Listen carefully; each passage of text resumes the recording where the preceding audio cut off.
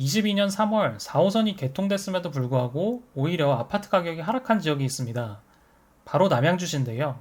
진접선 4호선이 개통된 작년 3월 이후에도 별내 아파트 가격은 계속 하락했습니다. 지하철이 개통될 때 부동산 가격이 오른다는 얘기는 어느 때나 맞는 얘기가 아니라는 점은 꼭 참고해 주셨으면 좋겠습니다.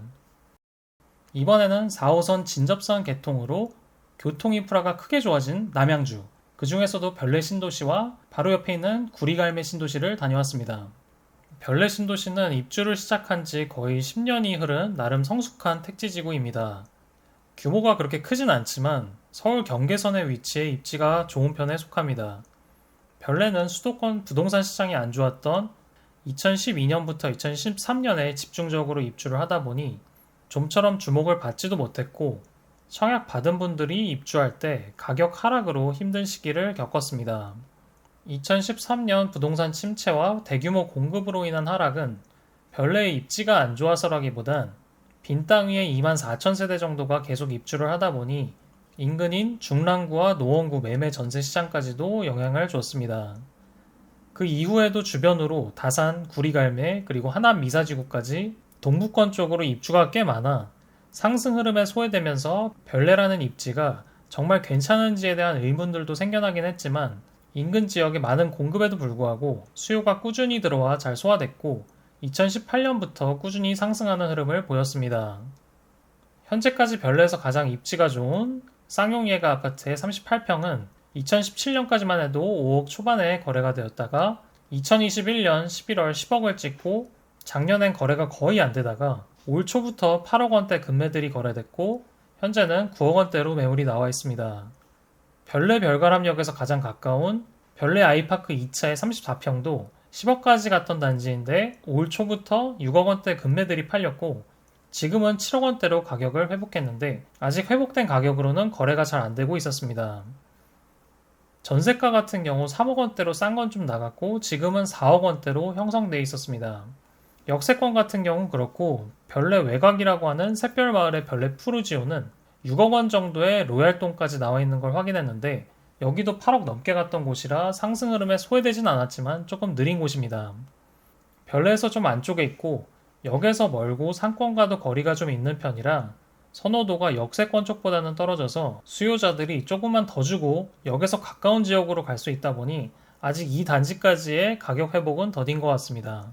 그래도 샛별 마을 내에서 초등학교도 보내기 좋다고 하고 나름 한적하기도 하고 천도 끼고 있어 별내에서 가성비 있게 살 수 있는 곳 같아 보였습니다. 별내가 넓게 퍼져 있다 보니 특징들이 뚜렷한 것 같습니다. 우선 상권이 응집돼 있다긴보단 군데군데 흩어져 있습니다. 별내에서 동익 미라벨까지 이어지는 구간, 서북 쪽의 신안 인스빌 인근, 별내 카페거리와 학원가, 별내 별가람역 인근, 애매하지만 지산 쪽에도 생각보다 많은 상가들이 있더라고요. 다만 공실도 많았습니다. 신도시 상가 중에 규모 있는 곳을 볼 때 병원이나 은행이 입점해 있느냐를 보는데 별내 신도시도 보면 은행이 밀집한 별내역이 그래도 별내 신도시 상권 중에 가장 큰 규모임을 알 수 있습니다.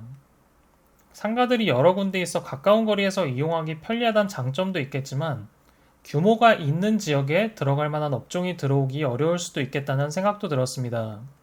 택지가 답답하지 않고 주거지와 자연 환경의 조화가 잘 이루어진다는 점도 장점으로 보입니다. 별내 근처의 중랑구 상봉동이나 경기도 구리역 인근에 있다가 여기 와보면 확실히 쾌적하다는 느낌을 받으실 수 있습니다. 꼭 이런 이유 때문만은 아니지만 별내 신도시가 생겨나면서 가장 가까운 노원구, 중랑구, 경기도 구리시에서 많은 인구가 유입되었습니다. 구도심의 구축 아파트에 전세로 살 바에 좀 더 주고 내 집 마련하자는 분들도 계셨다고 합니다.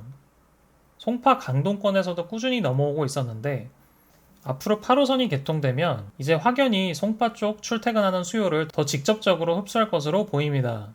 그래서 8호선이 개통하게 되면 당장은 아니겠지만 송파 강동 아파트들의 가격에 연동되어 움직일 수 있다고 내다보고 있습니다.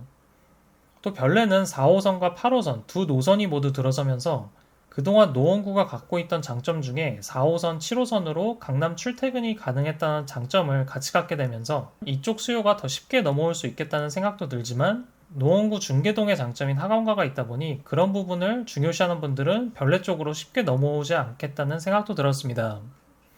별내 자체에도 학원가가 있습니다. 별내 학원가를 보면 메인 한 곳이 있고 작게 두 군데로 분산되어 있습니다. 다만 규모 면에서 그렇게 크지 않고 멀지 않은 곳에 중계동이 있다 보니 중계동 학원가를 이용하는 분들도 많더라고요. 학군도 구리 남양주 지역이 비평준화 지역이다 보니 뭔가 잘 나가는 고등학교들은 이미 정해져 있어서 뺑뺑이로 고등학교 배정될 생각으로 이사를 하는 서울 지역과 같이 움직이진 않는 것 같습니다. 아까 별내 신도시 규모가 좀 작다고 말씀드렸는데 저도 택지도 규모에 따라서 사람들이 선호하는 정도가 다르다고 보는데요. 아파트 대단지를 좋아하는 것처럼 택지도 규모가 클수록 인기가 많은 것 같습니다. 대표적으로 신도시 중에 가장 큰 곳이 동탄 2신도시입니다. 사람들이 좋아하죠. 1기 신도시 중에 가장 큰 곳은 분당입니다. 사람들이 좋아하죠. 두 번째로 큰 곳은 일산입니다. 서울에서 멀지만 그래도 가서 살고 싶은 분들도 많습니다. 그만큼 큰 규모의 택지를 선호하는데 남양주는 경의중앙선이나 경춘선역 주변 위주로 개발되다 보니 대규모 택지라고 할 게 없었습니다.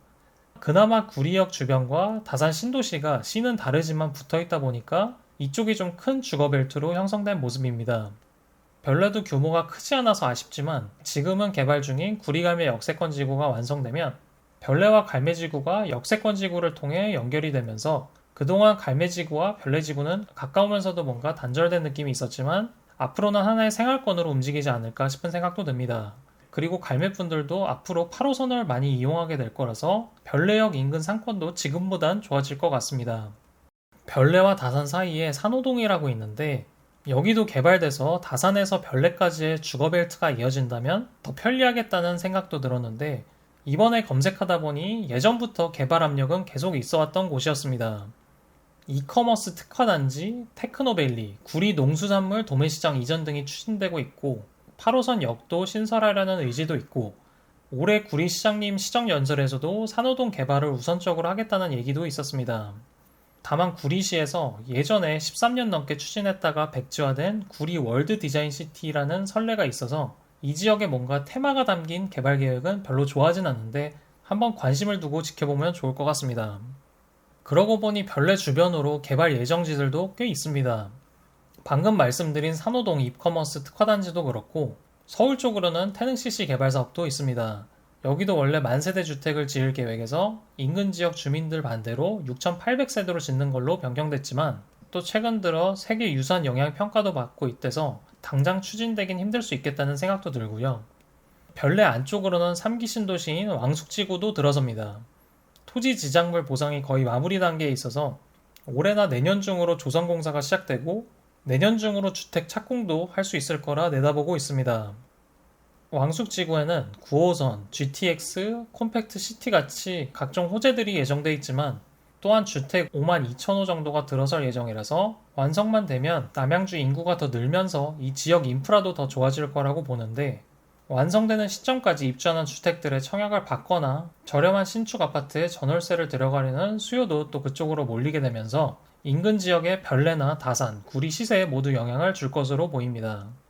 왕숙지구에도 자족 기능을 추가할 거라고 하는데 이게 성공할지는 다산, 갈매, 별내 신도시 내에 있는 지식산업센터들 몇 군데만 다녀와 보시면 대충 예상하실 수 있을 것 같습니다.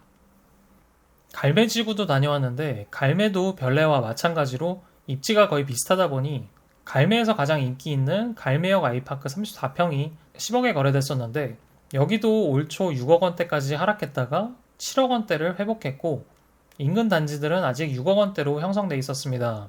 전세는 좀 저렴한 것들 위주로 내부에서 많이 돌기도 했다고 하고요. 이제 전세 매물이 좀 빠지고 몇 개 안 남았는데 잘 안 나가기도 하고 한 단지에 전세가 몇 개 없어도 옆 단지에는 좀 쌓여있다 보니 이 단지로 꼭 와야 하는 경우가 아니고서는 같은 평수라면 좀 더 저렴한 곳을 찾는 게 이쪽 전세 수요자들이라서 전세 가격 회복은 좀 천천히 진행될 것 같습니다. 별내와 갈매의 아파트 가격은 거의 비슷하게 움직이는데 별내 같은 경우는 이제 10년 차를 바라보는 아파트가 많고 30평대 이상의 중대형 평수가 많은 반면에 갈매는 별내보다 3년에서 5년 정도 늦게 지어져 좀 더 신축급의 30평대 아파트들이 주력이고 택지 자체가 길쭉하다 보니 상권이나 경춘선역, 광역버스 정류장에서 소외되는 단지가 거의 없다 보니까 평균적으로 가격도 약간 더 높게 형성돼 있었습니다. 이번에 별내와 갈매 신도시, 더 넓게는 구리와 남양주시에 대해서 더 다루고 싶은 내용도 많은데 이번 영상은 여기까지 하고 다음에 또 다른 곳을 다녀와 영상을 남기도록 하겠습니다. 감사합니다.